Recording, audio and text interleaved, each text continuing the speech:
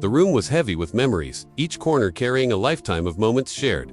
Sharon Osborne sat there, a little over a week after the loss of her husband, Ozzy. Her voice, steady yet raw with emotion, was the only thing that filled the silence. With the light of their Buckinghamshire home softly pouring in, she began to speak, opening her heart in a way she never had before. For over 4 decades, their life together had been filled with both chaos and beauty. But in their final moments, it was something pure that emerged, something no one could have expected. As she spoke about the last time she had been alone with an Aussie, her words were more than just a reflection of their love. They were a gift to anyone who had ever been touched by his music, his legend, and his pain. I had been holding on to these words, Sharon began, her eyes glossed with unshed tears. They were so private, so sacred. But now, I see that they weren't just meant for me. They were meant for all of you who loved him. The story of that final morning, July 22, 2025, was something that would forever change how the world would remember the Prince of Darkness. It was a quiet, intimate moment, a reflection of everything they had been through, all the love they had fought for, and all the struggles they had overcome. Ozzy had been drifting in and out of consciousness for the last 24 hours, the toll of Parkinson's making it hard for him to focus or speak. But then, as if the universe itself had aligned for this one moment, at 10:30 a.m., he became suddenly alert, looking at Sharon with a clarity that took her by surprise. It was as if every second they had spent together had led to this, the final chapter of their love story. He reached out for her hand, his grip still strong despite his frailty, and with a softness that only a lifetime of shared memories could bring, he said, "Sharon, come close. I need to tell you something important." What followed was a conversation that would forever define their journey together. A conversation Sharon would carry with her for the rest of her life. It wasn't about death, or fear, or regret. It was about love, about a love that had withstood decades, filled with highs and lows, triumphs and mistakes. "Sharon, do you realize what we've done?" Ozzy asked, his voice quiet yet full of wonder. "Do you see the miracle we created together?" He wasn't talking about fame, wealth, or success. He was talking about them, their family, their love, the life they had built despite all the chaos surrounding them. Sharon's eyes softened as she recalled the memory. She had never expected those words. In that moment, the Ozzy was not the rock star, the icon, or the myth. He was simply a man, deeply grateful for the life he had found in her. He spoke about how broken he had been when they first met, how he had been pretending to be someone he wasn't, someone who couldn't love, who couldn't commit. "But you saw something in me, Sharon," he told her, his voice thick with emotion. "You loved me into becoming the man I was meant to be." Those words were not just a testament to their relationship. They were a reminder of the power of love to transform, to heal, and to give purpose to a life that, without her, might have remained lost. Ozzy was not the same man who had walked into her life all those years ago. He was someone completely different, a man who had grown, who had changed, who had found his true self in her arms. And then, as if the weight of all the years they had spent together had finally hit him, Ozzy shared something that left Sharon breathless. "People think of me as a solo artist," he said, his voice steady. "But the truth is, everything I've achieved since 1979 has been a collaboration with you. You didn't just manage my career, you created it." He spoke about how her influence had shaped not just his music, but his entire existence. Songs like Mama, I'm Coming Home, and Close My Eyes Forever wouldn't exist without you. He said, his eyes full of admiration. "You taught me that it was okay to show my softer side, to be vulnerable." But the conversation wasn't all roses. There were moments of deep sorrow, where Ozzy confessed the pain of knowing he had failed her. He spoke of his addiction, how it had nearly destroyed everything they had built. "There were times when you should have left me," he said, "when any rational person would have walked away. But you stayed, and you fought for us. You believed in our love even when I didn't believe in myself." Sharon listened, her heart breaking all over again. Yet, it was clear in her eyes that she understood the weight of his words. This was a man who had seen his flaws, who had battled his demons, and who, in the end, had come to understand the value of the love she had shown him every day. But there was more, much more. Ozzy spoke of his regrets about the moments when his illness had kept him from being the husband she deserved. "I wish I could have been there for more of our beautiful moments," he said, his voice shaky. "I wish I could have been the man you needed every single day, not just on the good days." It was the rawness of this admission that made Sharon's heart swell with both love and sadness.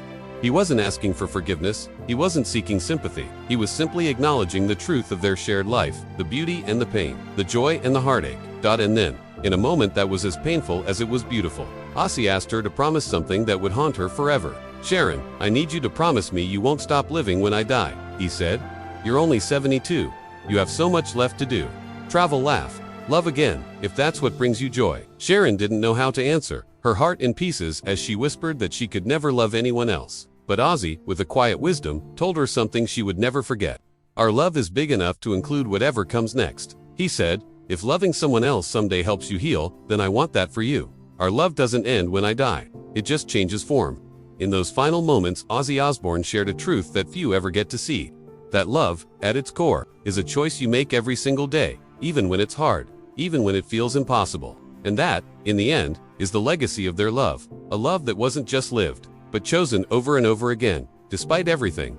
As Sharon sat there, reflecting on those last words, it was clear that the man she had loved for 43 years was no longer just a rock star, the myth, the legend. He was the man who had chosen to love her every day, who had walked beside her through the highs and lows, and who, even in his final moments, left her with a gift no one could ever take away. In the final days, amidst the quiet of their home, Sharon Osborne found herself reflecting on the kind of love that had defined her life. Ozzy, once the wild prince of darkness, was now speaking with a vulnerability that would change everything. It was in these last conversations that she discovered just how deeply their bond ran, and how even in his final moments, Ozzy was still giving her gifts of love and wisdom that would last forever. As Sharon shares the details of those final moments, she speaks not just of loss, but of love so profound that it transcended time and space, leaving behind a legacy that would echo far beyond the music and fame. Ozzy's words were more than just a parting farewell. They were a revelation, a testament to everything they had built together. He told me that he loved me enough to want me to be happy, Sharon recalls, her voice trembling. Even if that happiness didn't include him. The simplicity of those words, the depth of the selflessness in them, cuts through the pain of loss. It's not often you hear someone say goodbye with such generosity, such grace, but that's exactly what Ozzy did. He gave her permission, not just to live, but to live fully. The conversation wasn't just about letting go. It was about what truly mattered, those small, everyday moments that made their life so rich. Ozzy spoke about their wedding day, the births of their children, and even the quiet Sundays they spent in each other's company. But it wasn't just the grand events he remembered fondly. It was the little things, like when Sharon would bring him tea when he was sick, or the evenings spent watching movies together, or walking hand in hand through their garden. The memory that stood out to him, however, was one that surprised Sharon. It was a simple evening in 2010 when an Aussie was overwhelmed with anxiety about his health and career. Sharon had found him sitting alone in the garden, feeling the weight of everything that had come before him. Without saying a word, she sat beside him, took his hand, and simply was with him. Ozzy explained that in that quiet moment, she had given him something far more powerful than words: acceptance. That night, I realized what love really meant, he said, not grand gestures or dramatic declarations, but simply being present with someone in their pain. But it wasn't just about love in the private moments. It was about how Sharon had supported him in the public arena as well. Ozzy reflected on how she had helped him become a global icon, while still protecting the core of who he was. He spoke about how fame had never defined him. Not really. Sharon had never let him forget that beneath the rock star persona, he was first and foremost John Michael Osborne, a husband, a father, a friend. His understanding of fame, and how it could strip away someone's true self, was astute. People think of me as a solo artist, but the truth is, everything I've achieved since 1979 has been a collaboration with you, he said. Sharon could feel the sincerity in his words. She had always been the one who kept him grounded, reminding him of what truly mattered. As their conversation shifted to their children, Ozzy's tone softened. He spoke of his pride in Kelly, Jack, and Amy, acknowledging both his flaws as a father and the moments when his absence had been felt. I wasn't the father I wanted to be, he said, his voice full of regret, but I hope I was the father they needed when it mattered most. Sharon's heart swelled with emotion as she listened to him speak. She had always known he wasn't perfect, but hearing him voice his understanding of their family's struggles was a powerful affirmation of the love they had shared. And as their conversation deepened, Ozzy spoke about the legacy he hoped to leave behind, not just as a musician, but as a man. I hope people remember me for the love I shared with my family, he said, for the way I learned how to love deeply and be loved in return. His reflections on his music were just as moving. He hoped that, in time, people would see past the shock value, the theatrics, and recognize the emotions and experiences that had inspired his songs. For Ozzy, his music was never about fame or notoriety. It was about connection. It was about reaching people who felt alone and letting them know that they weren't. But it was in the final part of their conversation that Sharon truly understood the depth of Ozzy's peace. He wasn't afraid of death. He had spent much of his life fearing it. But now, in his final moments, he had come to a profound understanding. I've already experienced the most important part of existence, he said, his voice soft but firm. Unconditional love. And as he said this, Sharon realized that everything they had shared, the love, the sacrifices, The moments of pain and joy had given them both something eternal. "Whatever comes next, I'll carry our love with me," he said, "and that love will continue to exist, even after I'm gone." In those final moments, Ozzy wasn't just saying goodbye. He was giving Sharon the strength to carry on, to live a full life, and to embrace whatever the future held. Their love, he said, would never end. It would just change form. And in that truth, Sharon found not only peace, but an overwhelming sense of gratitude for the man she had shared her life with. As Sharon reflects on this last conversation, she carries with her the knowledge that true love can never be taken away. It transcends time, distance, and even death. And that is the legacy that Ozzy Osbourne left behind, not just as a legend in music, but as a man who learned to love, deeply and without reservation, in the quiet aftermath of loss.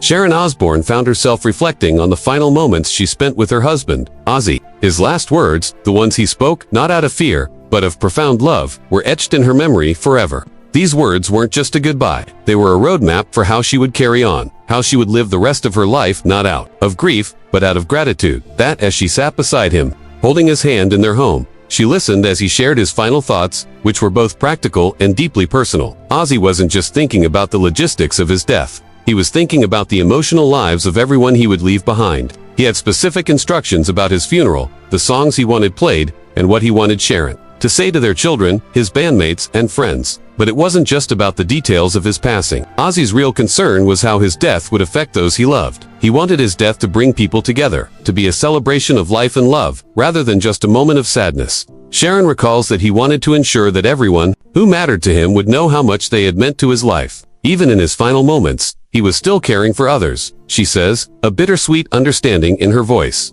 Ozzy's final words to Sharon were simple, yet extraordinary. He squeezed her hand, his grip still strong, and said, "Sharon, thank you for giving me a life worth living. Thank you for loving me into becoming the man I was always meant to be." And then, with a smile, he added, "I'll be waiting for you on the other side, but don't hurry to get there. Live every moment of the beautiful life we built together."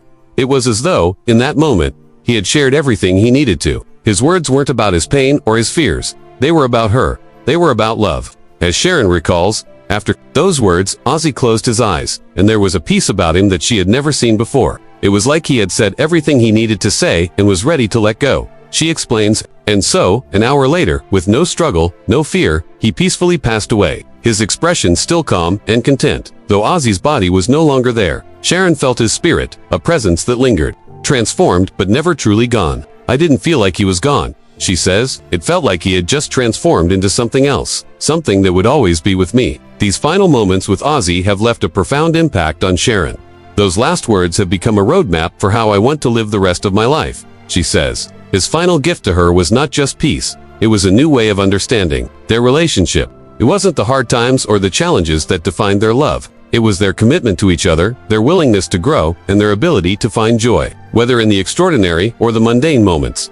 Sharon shares how, even in his dying days, Ozzy was still thinking about her. Even when he was dying, he was still taking care of me, she reflects. That's who he was at his core, not the rock star, not the wild man, but a man who loved his family more than life itself. And then, in a final act of love, Ozzy asked Sharon to share a message with his fans. He wanted everyone to know that the greatest adventure of his life was not his career, not the fame, not the rock and roll lifestyle, but the simple, imperfect, the daily act of loving and being loved by the people who mattered most to him. Sharon's courage in sharing these deeply personal moments is a reminder of the humanity behind the headlines. It shows us that, behind every legend, there is a person capable of profound love and wisdom. And perhaps the most important conversations we ever have are not the ones on stage or in the spotlight, but the quiet, vulnerable moments with the people we love the most. If this story has touched you as deeply as it has us, please show your support by liking and sharing. Sharon's bravery in opening her heart to the world is a powerful reminder of the love we all share,